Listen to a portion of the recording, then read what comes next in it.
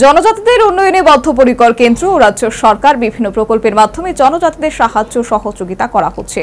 বক্তা মুখ্যমন্ত্রী মানিক সাহা। সেই সাথে মুখ্যমন্ত্রী বলেন, জনজাতি অধ্যুষিত এলাকায় রাজ্য সরকার 700 কোটি টাকার উন্নয়নের প্রকল্প হাতে নিয়েছে। এর ফলে সংশ্লিষ্ট এলাকাগুলিতে একদিকে যেমন পরিকাঠামোগত উন্নয়ন ঘটবে, অন্যদিকে কর্মসংস্থান সৃষ্টি হবে। রাজ্যে বেশ কিছু হোস্টেল এনজিও পরিচালনা করছে।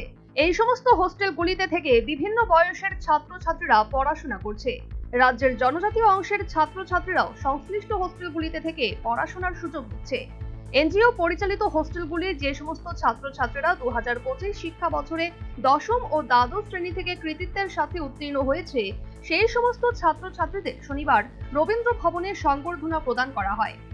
All Tripura NGO ST boarding welfare trust এবং all Tripura NGO boarding development কমিটির উদ্যোগে অনুষ্ঠিত কৃতি সংবর্ধনা অনুষ্ঠানে মুখ্যমন্ত্রী মানিক সাহা, মন্ত্রী বিকাশ দেববর্মা, বিজেপি জনজাতি নেতৃত্ব বিপিন দেববর্মা সহ অন্যান্যরা উপস্থিত ছিলেন।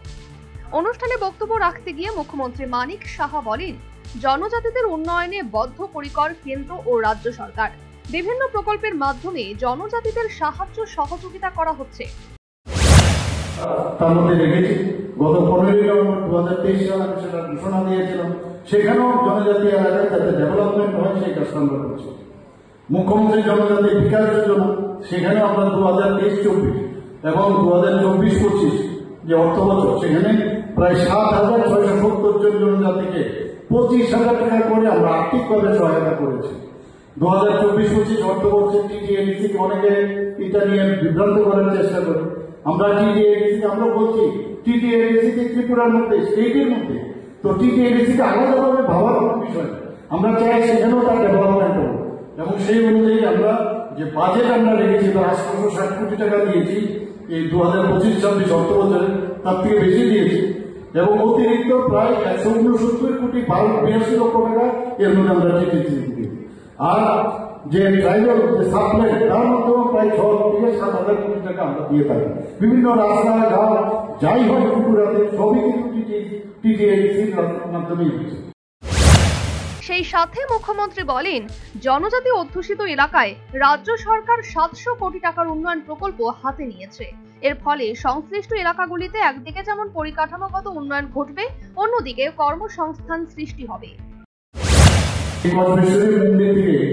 এই মহারাজা প্রায় 500 বছর আগে সেখানে মহারাজারা এত কিছু কীর্তি এখানে রেখেছেন। বিভিন্ন রিলিজিয়াস যে স্থানগুলো আছে, পর্যটনকে উন্নত করার লক্ষ্যে মন্দিরকে ঠিক রেখে আমরা ইনফ্রাস্ট্রাকচার ডেভেলপ করছি এবং 14 দেবতার বাড়িতে করেছে, সেখানে ভার্চুয়ালি আমি সেটা করেছি। সেখানে দুটো মিলে প্রায় 25 কোটি টাকার আমরা প্রকল্প আমরা করেছি। এর মধ্যে জানুয়ারি থেকে এই 5-6 মাসের মধ্যে বাকি দ্রুত বাদ দিয়ে প্রায় 700 কোটি টাকার উপরে আমি ভিত্তিপ্রস্তর এবং ফাউন্ডেশন নিয়ে করেছি এখন। তো আমরা চাইছি যে আমাদের মানুষ ভালো থাকুক, এতে পর্যটনও এখানে বাড়বে। পুষ্পবন্ত প্যালেসের আমরা নতুনভাবে 500 হোটেল করছি, টাটা গ্রুপের সাথে আমরা কথা বলছি। প্রায় 200 জনের মতো এখানে তারা সেখানে চাকরি দেবে এবং 100টার মতো ওখানে রুম করবে সেখানে। অনুষ্ঠানে মুখ্যমন্ত্রী মানিক সাহা সহ অন্যান্যরা কৃতিদের হাতে সংবর্ধনার স্মারক তুলে দেন। এদিন অনুষ্ঠান মঞ্চে জনজাতি শিল্পীরা মনোজ্ঞ সাংস্কৃতিক অনুষ্ঠান উপহার দেয়।